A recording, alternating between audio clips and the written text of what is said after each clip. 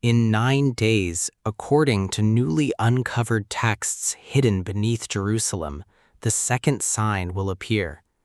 Governments are already preparing for it. Cargo planes have landed at military bases across the Middle East. Underground bunkers are being stocked. Scientists are monitoring strange electromagnetic pulses beneath the city around the clock. Because 72 hours ago, something impossible happened over the old city. A ring of light appeared in the sky at exactly 3:47 a.m. Witnesses reported a low vibration in the air. Electronics failed across several districts, and for 7 seconds, the city went completely silent.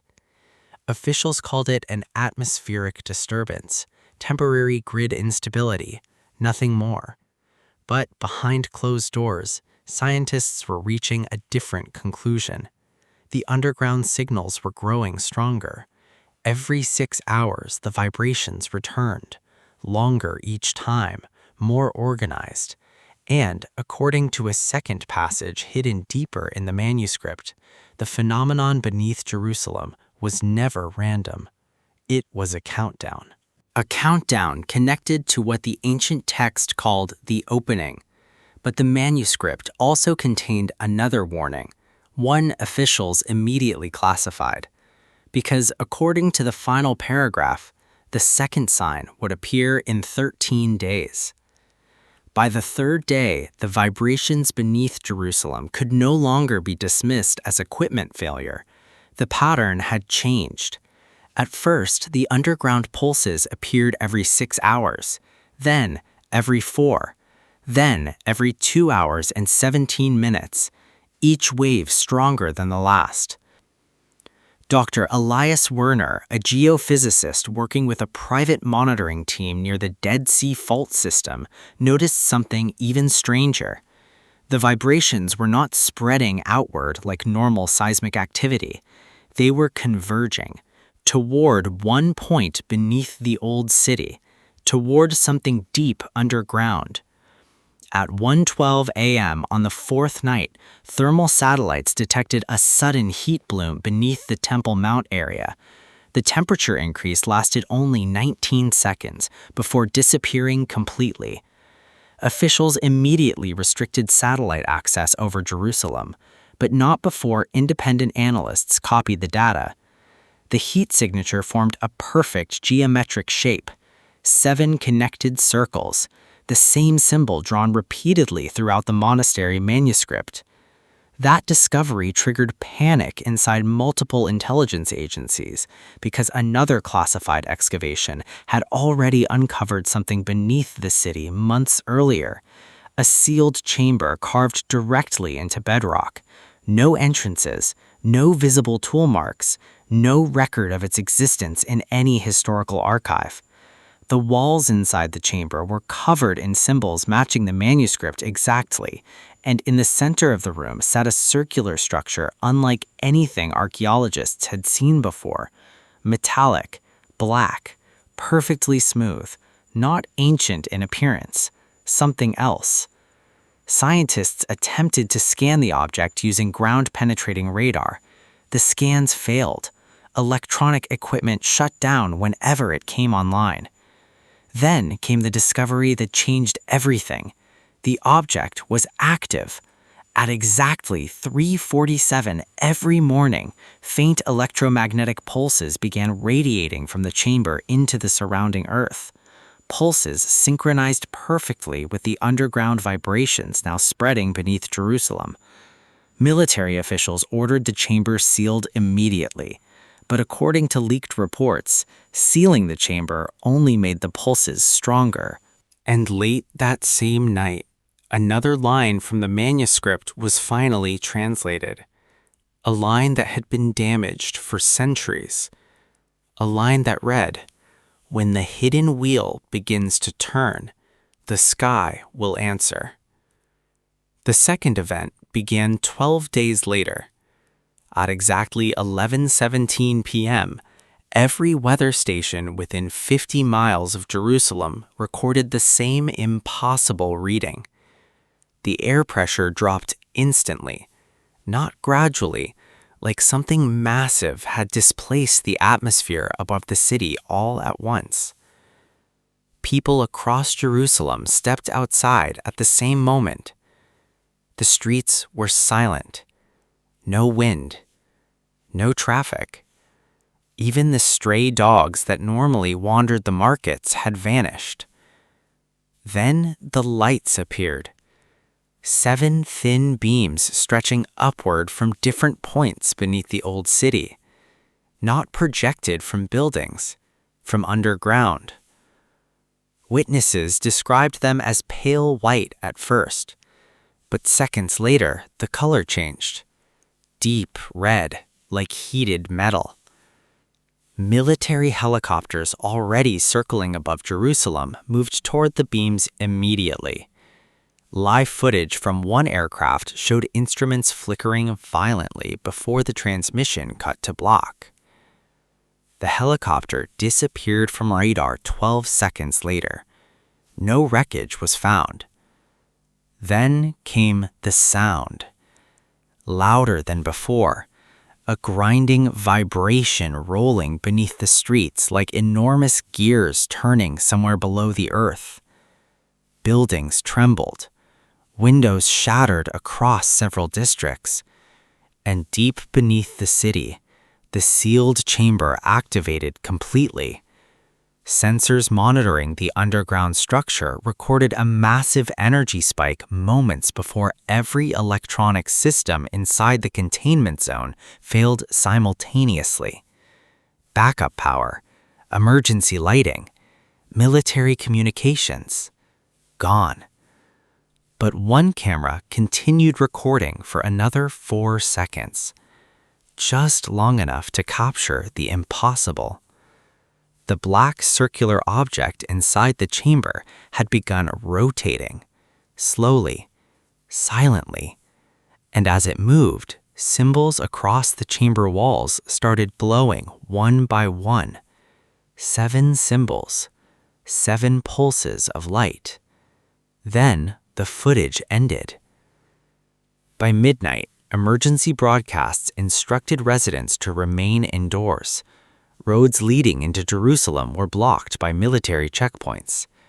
International flights across the region were quietly redirected. Officials publicly blamed a major electromagnetic disturbance, but leaked recordings from inside the underground chamber revealed something far worse.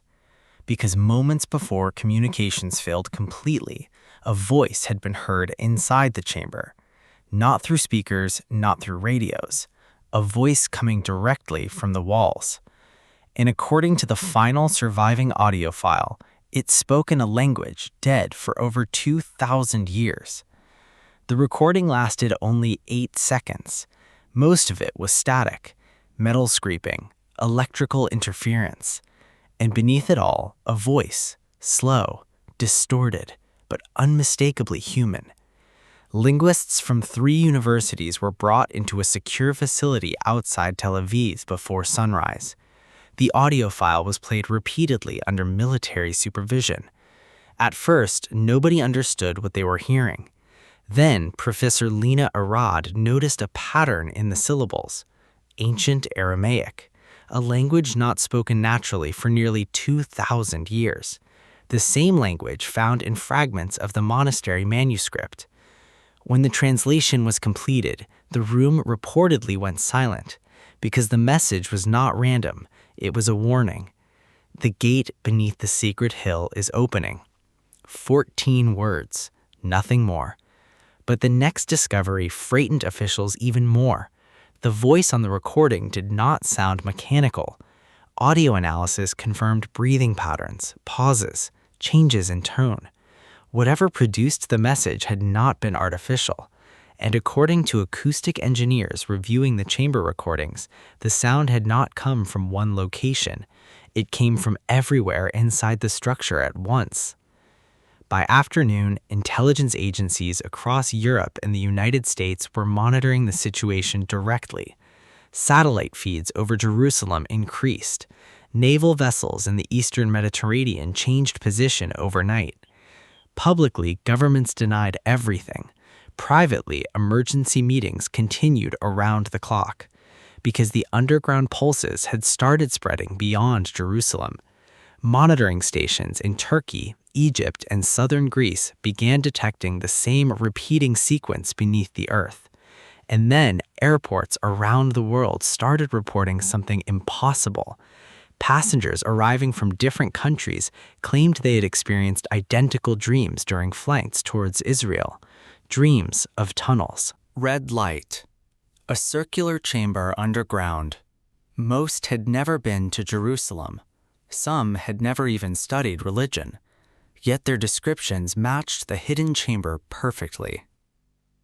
By the sixth night, doctors in multiple countries began reporting patients waking at exactly 3:47 a.m.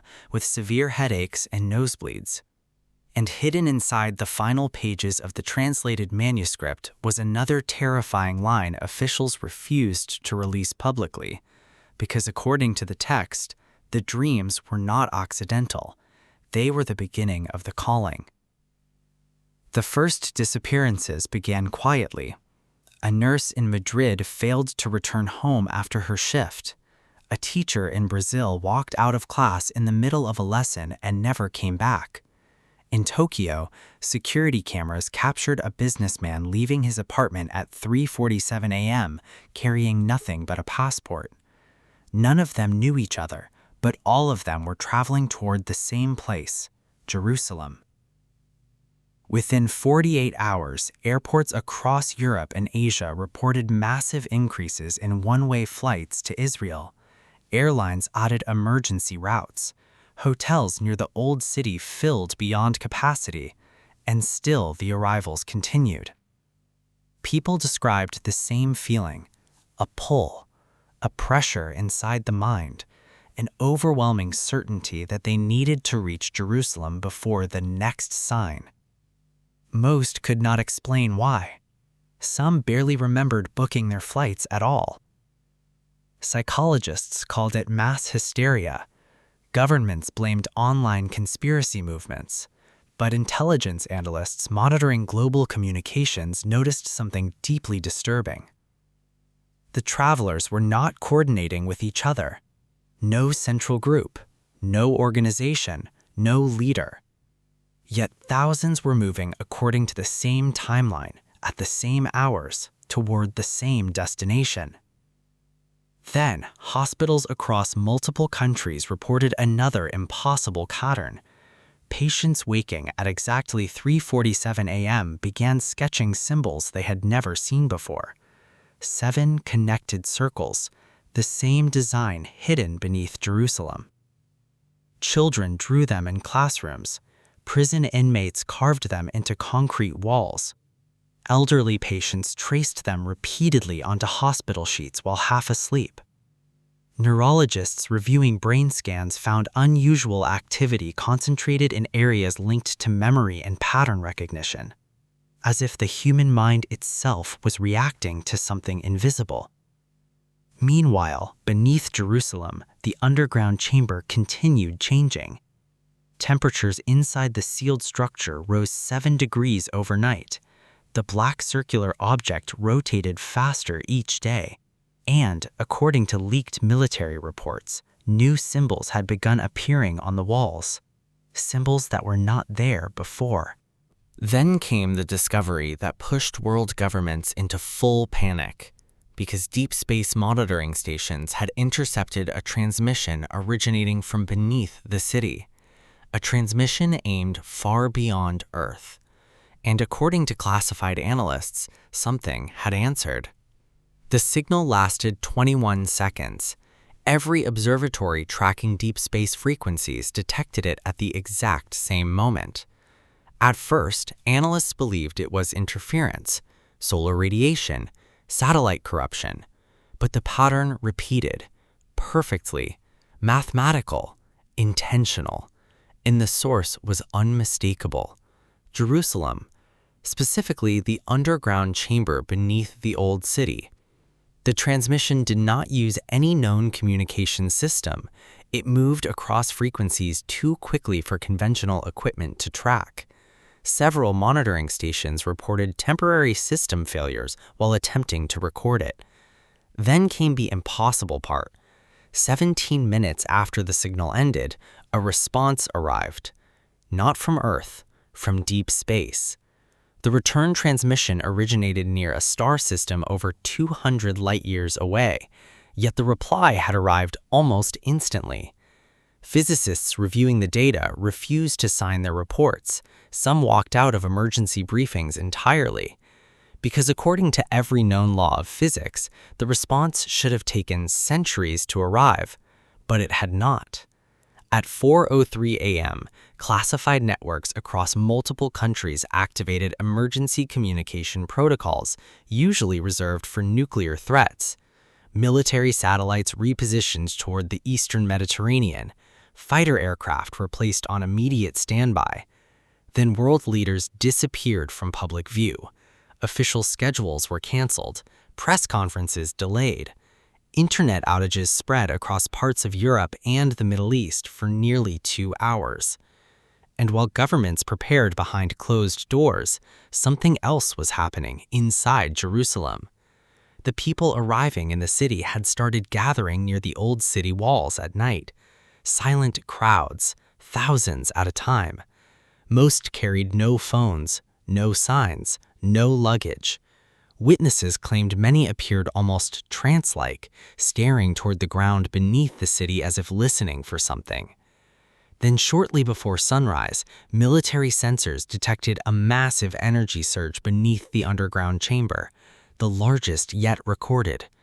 Power grids across southern Israel flickered instantly. And hidden inside the latest seismic readings was a terrifying new detail. The underground structure beneath Jerusalem was no longer the only active site on Earth. 6 more signals had just appeared: Rome, Mecca, London, New York, Beijing, and Tokyo. The discovery changed everything. Until that moment, governments believed Jerusalem was the center of the phenomenon. They were wrong. Within hours of the new signals appearing, restricted zones were established in 6 major cities across the world. Military vehicles surrounded historical districts. Communication blackouts spread without explanation. And in every location, the same reports emerged: underground vibrations, electromagnetic failures, people gathering without knowing why. In Rome, tourists near the Vatican recorded strange sounds beneath the streets shortly before power failed across several districts. In Mecca, security teams monitoring underground infrastructure detected synchronized seismic pulses matching the Jerusalem pattern exactly.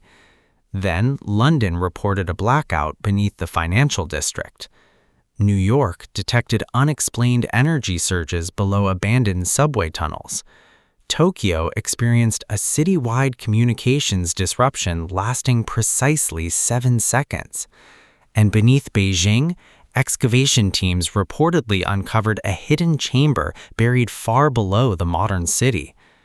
Each event followed the same sequence. Each city displayed the same symbol: 7 connected circles. By now, intelligence agencies understood the truth they had spent days trying to avoid. Jerusalem was not the source. It was the first activation point. Leaked reports from an emergency summit in Geneva revealed growing panic among world leaders. Several nations demanded immediate military action against all 7 locations simultaneously. Others warned that interference might trigger something worse, because scientists studying the underground energy patterns had reached a terrifying conclusion. The sites were connected, not digitally, not mechanically, something else. Energy spikes beneath one city instantly affected the others, even across continents.